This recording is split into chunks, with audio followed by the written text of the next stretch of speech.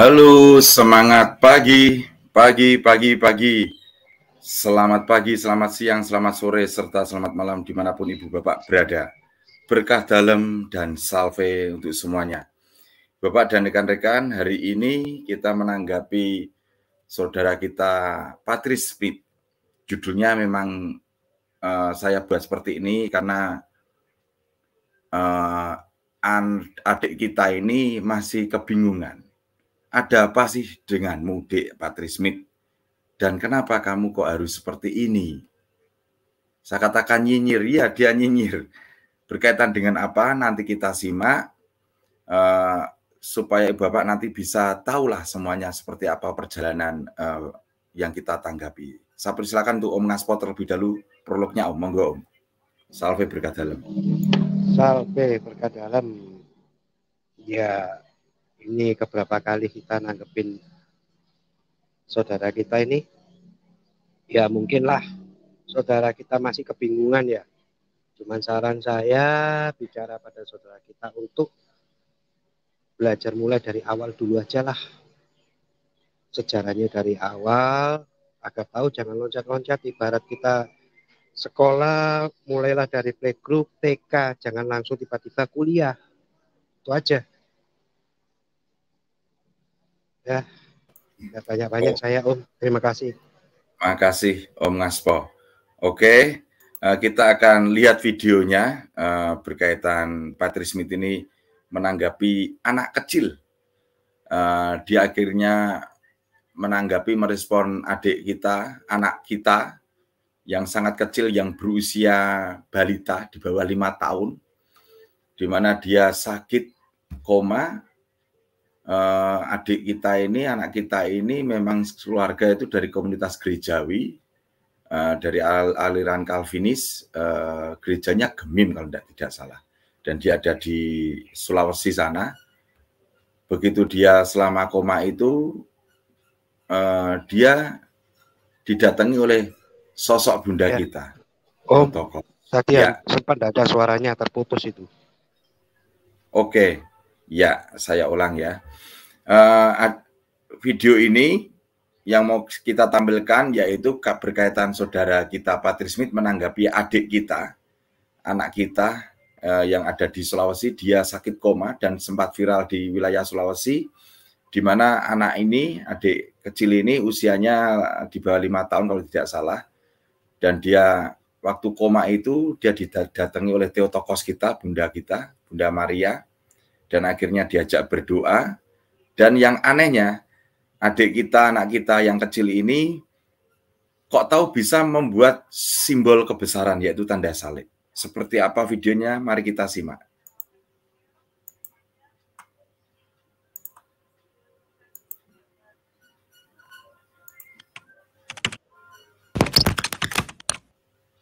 Adik ada berdoa bagaimana? Berdoa bagaimana? Kamu melihat siapa?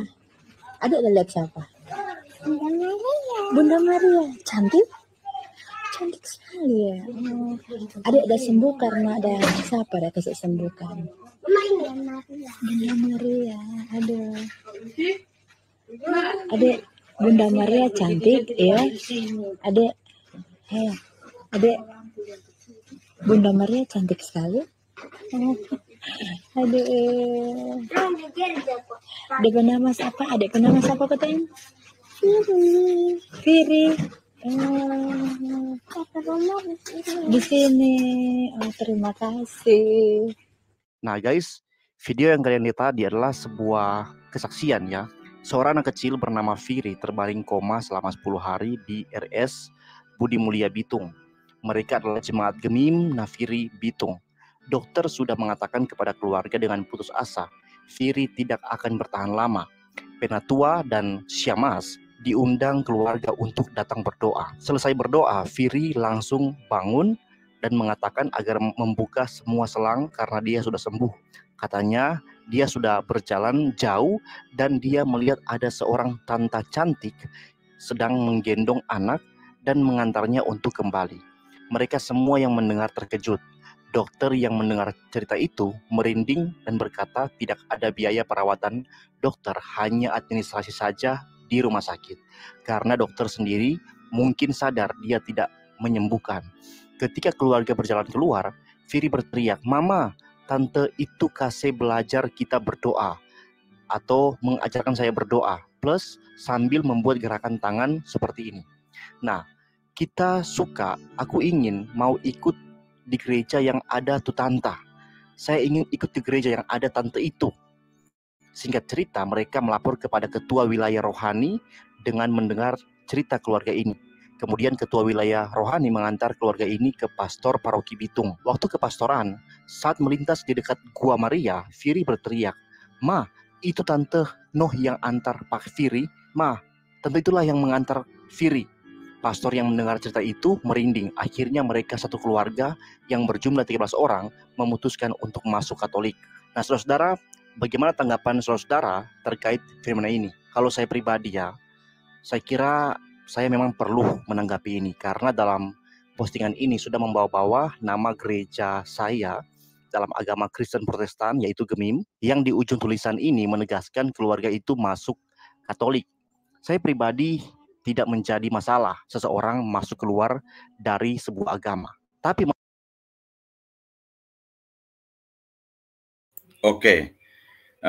Patrice Smith ini blunder Ibu Bapak.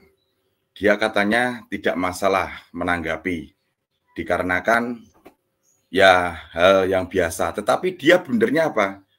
Dia menanggapi karena berkaitan dengan menyebut nama gereja dia. Nah, kan blunder Om Ngaspo ini, Smith ini. Di sisi lain dia menanggapi konten kesaksian Dek Firly ini karena dari gereja Gemim ke gereja Katolik, dari komunitas gereja Gemim ke gereja Katolik. Tetapi di ujung penyampaiannya ini, dia blunder lagi, membalikkan lagi. Sebetulnya tidak masalah. Gini Patrice Smith, coba Anda lihat kesaksian-kesaksian di YouTube komunitas gerejawi di tempat Anda itu banyak. Ada di Roti Hidup, ada di mana itu. Itu kesaksian semuanya itu. Dari denominasi ini ke denominasi ini, bahkan dari non-Kristiani masuk ke Kristiani, itu kan tidak ada perkara. Makanya thumbnail saya, kenapa Anda kok nyinyir? Kenapa begitu ada umat dari komunitas gerejawi masuk di gereja Katolik, Anda kok langsung kayak kejang-kejang? Anak ini kan tidak tahu apa-apa. Lah kamu respon, kalau saya tidak menjawab respon Anda, kasihan anak ini, keluarga ini akan terframing gara-gara video Anda. Anda kan sama-sama satu pulau di Sulawesi, sama kan? Kenapa Anda harus kejang-kejang? Itu hal yang lumrah. Dan kalau satu keluarga 13 orang, itu masuk di gereja itu ya apa perkaranya?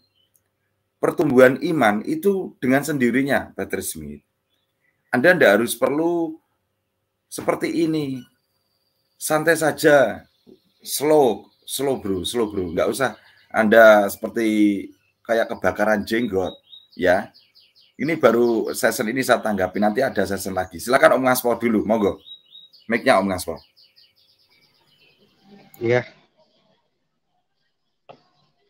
permasalahan perpindahan agama, Anda keberatan dengan suatu agama. Ingat, Katolik itu sudah ada zamannya sejak zaman para rasul. Mengapa dikatakan Katolik? Anda harus belajar itu karena kata Katolik itu sudah dipakai mulai dari liturgi, cara berdoa sejak zaman para rasul itu sudah disebutkan Katolik. Jadi Anda belajar masalah sejarah gereja dulu, sejarah agama. Bahwa Katolik itu, gereja Katolik itu didirikan oleh Tuhan Yesus. Sedangkan gereja Anda sendiri yang dirikan siapa? Katanya Anda menyembah Tuhan Yesus. Coba dipikirkan dulu. Gereja Anda yang dirikan bukan Tuhan Yesus. Sejarahnya kapan berdirinya itu? Ya, sekian, terima kasih. Oke, terima kasih Om Ngaspo. Om Ngaspo dikit tapi telak ya. Saya lanjutkan lagi.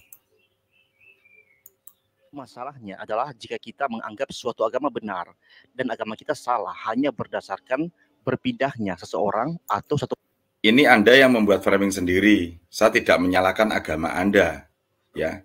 Dan saya tidak mengklaim agama saya benar. Enggak.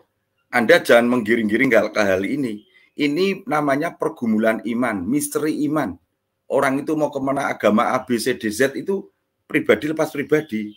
Dan Anda jangan membuat suatu framing seolah-olah tempat agamamu itu salah, agama Katolik yang benar. Dari statement ini Anda sudah blunder, Patrick Smith. Dari statement ini Anda sudah blunder ya. Atau keluarga bahkan itu hanya berdasarkan sebuah fenomena.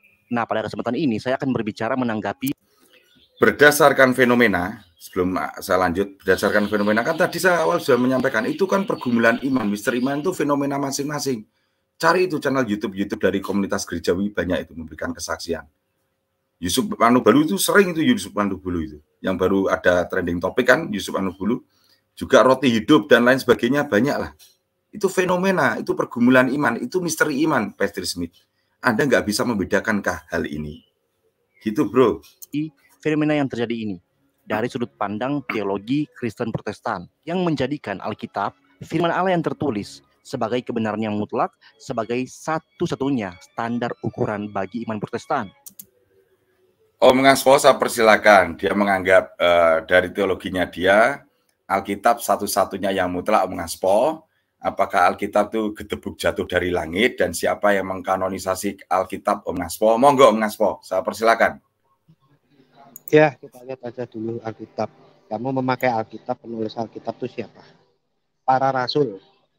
Dan para rasul diketuai oleh Santo Petrus yang membentuk suatu gereja yang terbentuk di dalam gereja Katolik.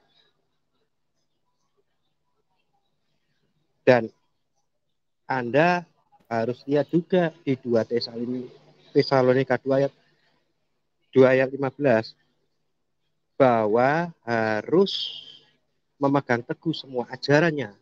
Tapi Anda hanya memegang sebagian aja. Anda saja sudah tidak menaati perintah Alkitab. Baik itu secara lisan dan surat-suratnya. Pada saat itu Alkitab tidak ada, belum dikanon. Surat-surat ya seperti surat Yohanes itu juga surat Barnabas, surat Irenaeus, surat Ignatius, itu banyak, itu dari ajaran para rasul semua. Kalau semua itu dimasukkan jadi satu, itu susah kamu. Mau milih yang mana?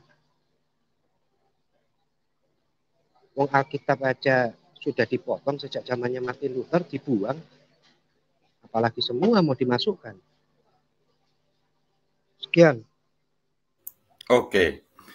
Jadi yang mengkanonisasi kitab suci itu bapak-bapak gereja ya. Belajar dulu di konsili apa, kitab suci itu dikanonisasi, tahun berapa, abad keberapa ya.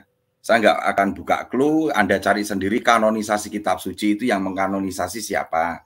Bapak gereja atau dari Calvinis atau Calvin. Saya tidak berbicara Luther, saya berbicara Calvin karena Anda aliran dari Calvinis toh. Apakah John Calvin itu mengkanonisasi kitab suci? Ya, pertimbangkan, jawab pertanyaan saya ini. Jawab pertanyaan saya. Oke, kita lanjut. Sebelumnya saya mengucapkan syukur kalau adiknya itu Firi itu boleh sembuh dari koma. Semoga adik terus sehat-sehat, semoga ke depan menjadi anak yang baik, yang menghormati orang tua, yang membanggakan keluarga.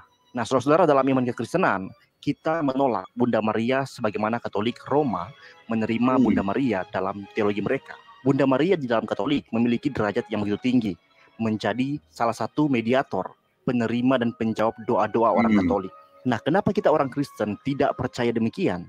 Karena orang Kristen apa? Orang Kristen apa? Ortodok itu menghormati Bunda Maria. Anda penyampaian narasi, argumentasi sudah blunder semua, Smith. Bilang aja Anda Calvinis. Kalau Anda memukul Kristen, semua Kristen. Katolik awal itu Kristen. Ya, ortodok Kristen. Bahkan dari tempat Anda, sekte-sekte Anda, dari pecahan Martin Luther, itu Kristen semua kan, juga kan mengatasnamakan Kristen. Pelajari dari argumentasi Anda dulu, Kristen apa dulu. Nah, kita percaya Roh Kudus yang diam di dalam kita sewaktu kita menerima Yesus Kristus dan menerima baptisan kudus. Dalam iman kita percaya bahwa antara kita dengan Allah Tritunggal itu sudah tidak ada tirai penghalang lagi ketika kita percaya kepada Yesus lewat pemberitaan kitab suci. Pertama Yohanes 1 ayat pertama sampai 3. Oke. Ini Anda main ayat, saya akan berikan tokoh reformasi Anda. Ya. Tokoh reformasi pencetus pertama adanya perpecahan, yaitu Martin Luther. Saya akan screen untuk menjawab sanggahan Anda. Ya, ini Martin Luther penghormatan kepada Bunda Maria. Nampak ya, Mengaspo ya? Ini Martin Luther ya. Nampak. Oke, ini saya langsung ke terjemahan bahasa Indonesianya aja. Nih. Di dalam sermon tanggal 15 Agustus tahun 1522, pada saat terakhir kali Martin Luther berkhotbah di hari perayaan Maria diangkat ke surga, ia menyatakan, tidak perlu diragukan lagi bahwa perawan Maria berada di surga. Bagaimana terjadinya kita tidak mengetahuinya. Dan karena Roh Kudus tidak mengatakan apapun tentang itu, kita menyatakannya tidak sebagai pokok iman. Adalah cukup untuk mengetahui bahwa ia hidup di dalam Kristus. Penghormatan kepada Maria tertuliskan kedalaman hati manusia yang terdalam. Sermon 1 September 1522. Ia adalah seorang perempuan yang tertinggi dan batu permata yang terhormat dalam Kristianitas setelah Kristus. Ini Luther loh. Ia adalah seorang perempuan yang tertinggi dan batu permata yang terhormat dalam Kristianitas setelah Kristus. Ia adalah manusia yang merupakan perwujudan kehormatan, kebijaksanaan, dan kekudusan. Kita tidak akan pernah cukup menghormatinya. Luther menyampaikan ini, Patrick Smith. Kita tidak akan pernah cukup menghormatinya. Namun demikian, penghormatan dan pujian harus diberikan dengan cara yang tidak melukai baik Kristus maupun kitab suci. Nih, Anda melukai Tuhan Yesus, Anda menyampaikan seperti itu. Sermon Natal 1531. Ini Luther loh. Ayo, ini Luther ini. Sanggah ya. Jawab pertanyaan saya nih. Tidak ada perempuan yang seperti engkau. Engkau adalah lebih daripada Hawa atau Sarah. Terberkati di atas segala kehormatan, kebijaksanaan, dan kekudusan. Sermon perayaan Maria mengunjungi Elizabeth tahun 1537. Luther lagi nih. Masih Luther terus ini. Seseorang harus menghormati Maria sesuai dengan yang diharapkannya dan seperti yang dinyatakannya di dalam Kidung Magnificat. Ia memuliakan Tuhan untuk segala perbuatannya. Lalu bagaimana kita dapat memujinya? Penghormatan yang benar kepada Maria adalah penghormatan kepada Tuhan. Pujian kepada rahmat Tuhan. Maria dari dirinya sendiri adalah bukan siapa-siapa, tetapi demi Kristus. Maria tidak mengharapkan agar kita datang kepadanya, tetapi melalui dia kita datang kepada dia. Tetapi melalui dia kita datang kepada Tuhan. Saya tegaskan lagi, tetapi melalui dia, Bunda Maria, kita datang kepada Tuhan. Penjelasan tentang Magnificat tahun 1521. Adalah sebuah penghiburan dan kebaikan Allah yang sangat berlimpah. Bahwa manusia dapat bersukaria dalam kekayaan rohani ini. Maria adalah ibunya, Kristus adalah saudaranya, dan Tuhan adalah Bapanya. Sermon Natal 1522. Maria adalah Bunda Kristus dan Bunda semua dari kita. Bunda semua dari kita. Meskipun hanya Kristus sendiri yang beristirahat di lututnya. Jika ia Kristus adalah milik kita, maka kita harus berada di dalam keadaannya. Dimanapun ia berada, kita pun berada.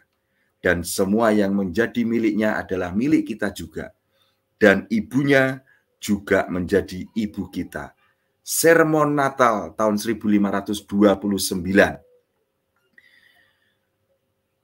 Di atas ini, Patrice Smith, Luther sendiri mengajarkan bahwa Bunda Maria itu seorang yang kudus, telah berada di surga, dan ia layak dihormati oleh semua orang, Patrice Smith. Dan ia menjadi ibu rohani bagi semua umat Kristiani.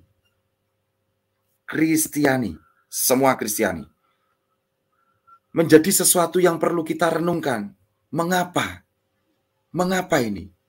Pendiri gereja Protestan pada awalnya mengakui kekudusan Bunda Maria dan menghormatinya. Tetapi sekarang, kebanyakan sepertinya umat-umat Protestan terkhusus dari pihak Calvinis di Indonesia, terkhusus Patrice Smith, tidak mempunyai penghayatan yang sama kepada Calvin, kepada Luther. Kenapa? Jawab, aku pakai literasi, tidak abal-abal. Oke, dan berkaitan ini saya akan menanggapi dengan video Anda yang satunya berkaitan dengan para kudus ya. Saya putar lagi.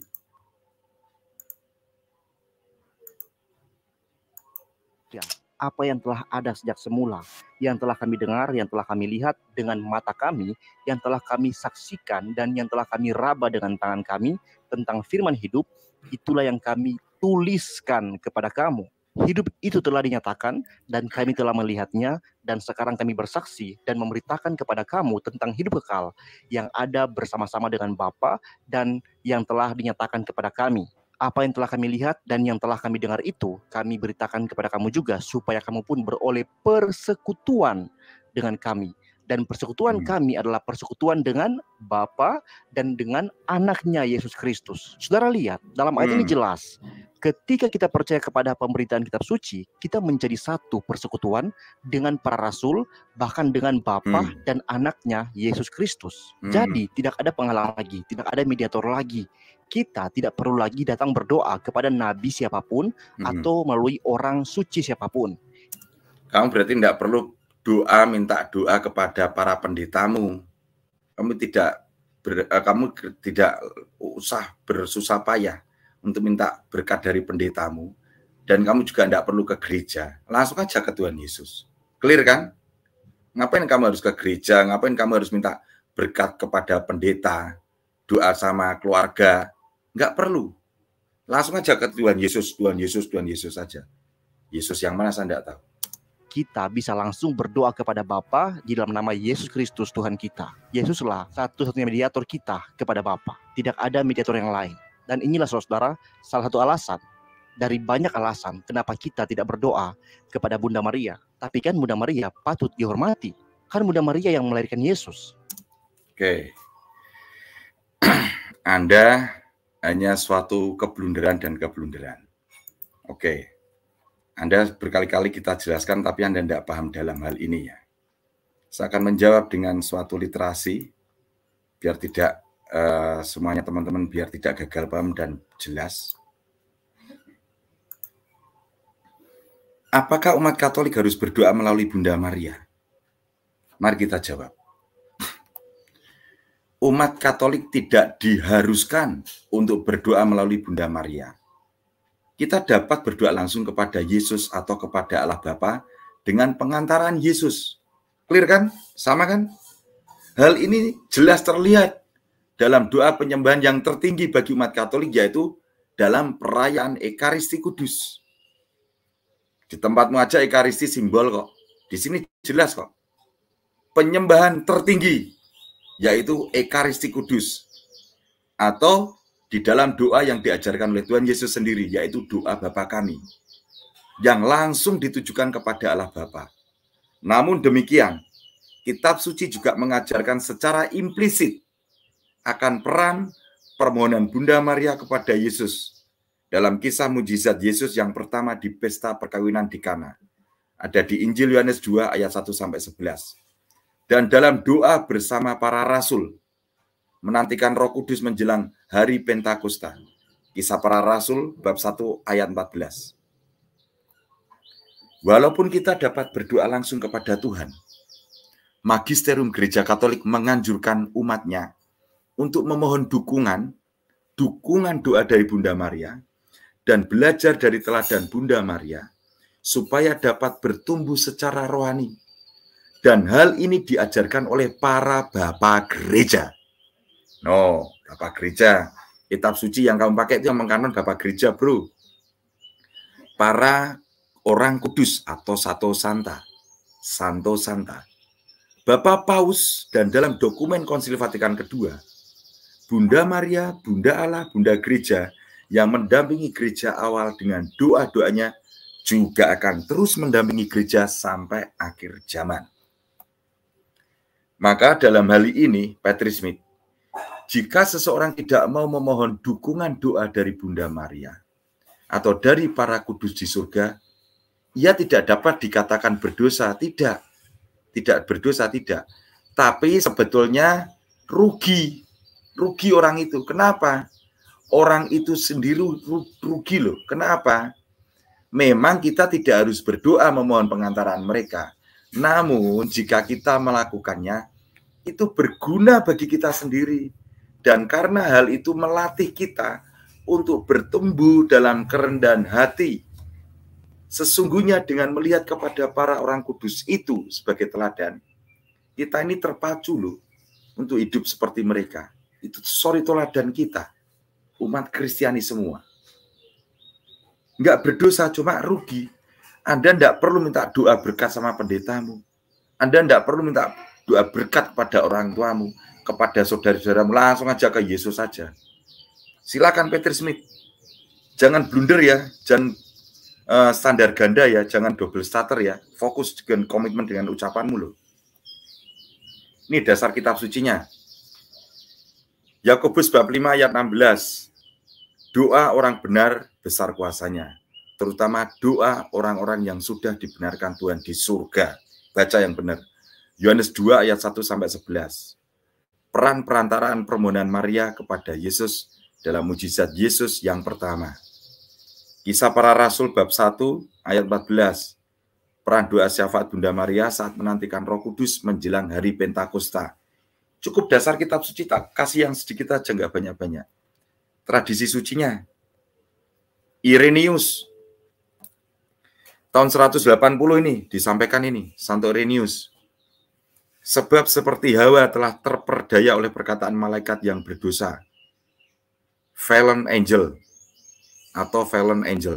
untuk melarikan diri dari Tuhan. Maka Maria dengan perkataan malaikat menerima kabar gembira bahwa ia akan melarikan Tuhan dengan menanti sabdanya. Perempuan yang terperdaya itu tidak menaati Tuhan.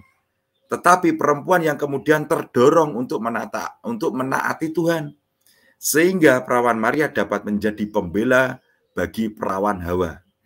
Seperti umat manusia ditundukkan kepada kematian melalui tindakan seorang perawan, demikianlah umat manusia diselamatkan oleh seorang perawan. Santo Irenaeus, Again Heresy, volume 19, bab 1 itu. Subtum Prasidium dari Raylan Papyrus Mesir, abad ketiga ini, Mesir. Di bawah belas kasih-Mu kami berlindung, oh Bunda Allah. Jangan menolak permohonan kami dalam kesesakan, tetapi bebaskanlah kami dari bahaya. Oh, Engkau yang murni dan terberkati. Santo Gregorius Nazianza 379. Mengingat ini dan kejadian-kejadian lainnya dan memohon perawan Maria untuk membawa pertolongan, sebab ia juga adalah seorang perawan dan telah pernah berada dalam bahaya. Santo Gregorius. Santo Cyrilius dari Alexandria, tahun 444.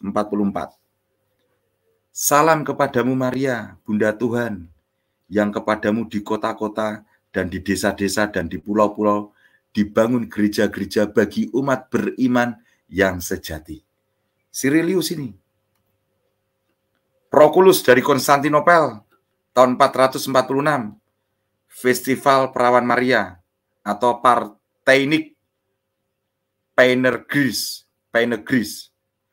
menggerakkan lidah kita untuk memberikan pujian kepadanya. Hamba Tuhan dan Bunda, perawan, jembatan antara Tuhan dan manusia. Proculus. Santo Basil dari Seleucia, tahun 459.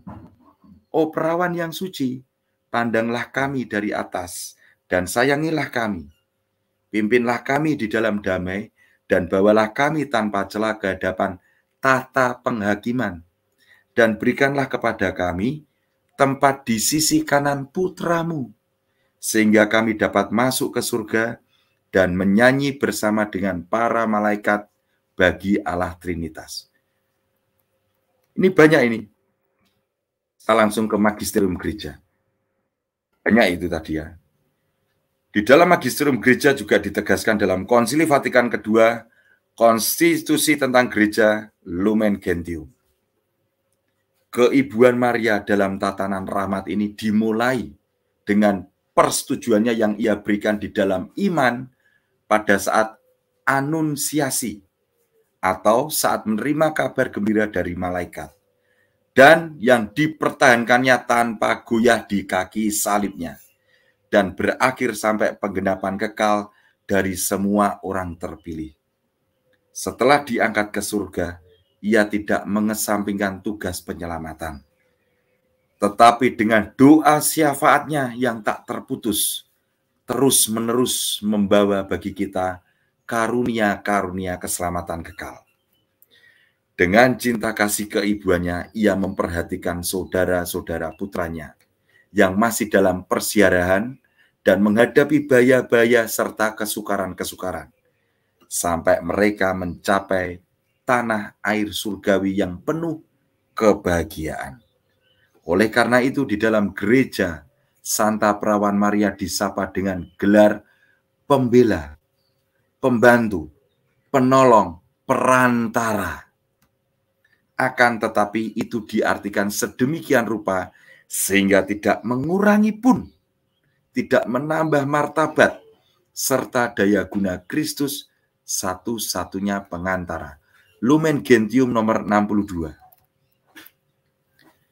Berkat rahmat Allah, Maria diangkat di bawah putranya, di atas semua malaikat dan manusia, sebagai Bunda Allah yang tersuci, yang hadir pada misteri-misteri Kristus. Dan tepatlah bahwa ia dihormati oleh gereja dengan kebaktian yang istimewa. Memang sejak zaman kuno, Santa Perawan Maria dihormati dengan gelar Bunda Allah.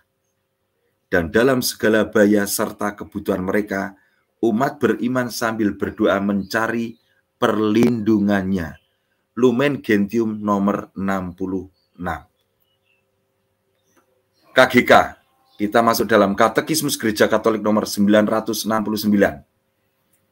Adapun dalam tata rahmat itu, peran Maria sebagai bunda tiada hentinya terus berlangsung sejak persetujuan yang dengan setia diberikannya pada saat warta gembira, dan yang tanpa ragu-ragu dipertahankannya di bawah salib, sehingga penyempurnaan kekal semua para terpilih.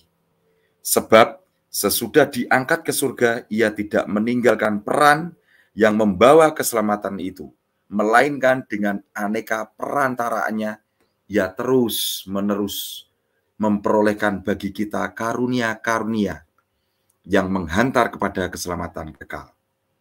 Karena itu, di dalam Gereja Santa Perawan Maria disapa dengan gelar pengacara, pembantu, penolong, dan perantara, LG 62. Yang terakhir, dari KGK 2683.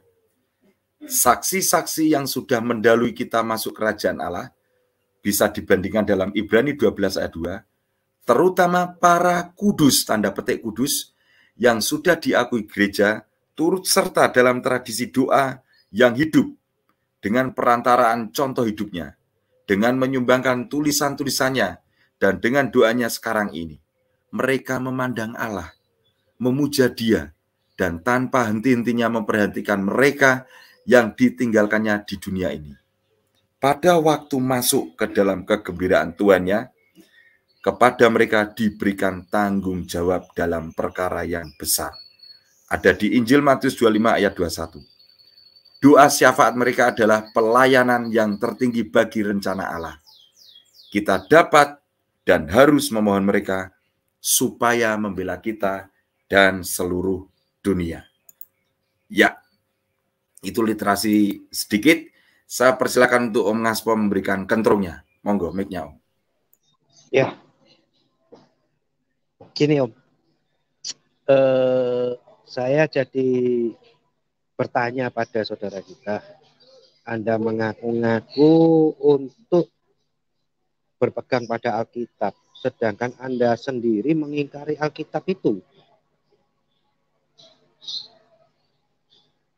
Terus Anda kalau tidak mau mengikuti di dalam Alkitab, mengingkari, ya Anda bikin kitab suci sendiri aja. Jangan mengaku-ngaku berdasarkan Alkitab. Di dalam Alkitab pun sudah tertulis bahwa seorang malaikat itu aja hormat, mengatakan salam kepada Bunda Maria. Anda sendiri malah tidak menghormati. Anda mengingkari Alkitab itu sendiri. Anda itu beragama itu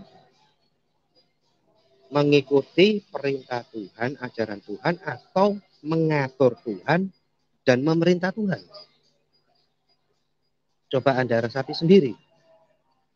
Kenapa semua ketentuan, aturan-aturan dari Allah itu sendiri Anda ingkari, Anda bantah? Itu kok bilangnya Alkitab. Oke. Ya, terima kasih Om. Ya, makasih Om Ngaspo untuk kentrungnya. Jadi Patrick Smith, apa yang saya sampaikan berkaitan dengan tadi, tolong dijawab satu persatu video dari kami dengan dasar kitab sucimu. Coba disanggah. Bahkan tokoh revolusi, tokoh abad 16, atau di tempat Anda tokoh reformasi, Luther, Zwingli, Calvin, itu semua menghormati Bunda Maria. John Wesley, Melanchthon, sama semuanya menghormati. Renungkan, simak baik-baik, dalami kekristenan Anda yang baik dan benar. Mohon maaf Ibu Bapak apabila ada ucap tutur kata kami semuanya yang kurang berkenan, kami mohon maaf. Sekali lagi tetap semangat dalam berkarya, mohon berkat dari Tuhan untuk kita semuanya. Dan terima kasih untuk support dukungan dari Ibu Bapak semuanya. Akhir kata, Tuhan Yesus memberkati, Bunda Maria mendoakan dan melindungi kita semuanya.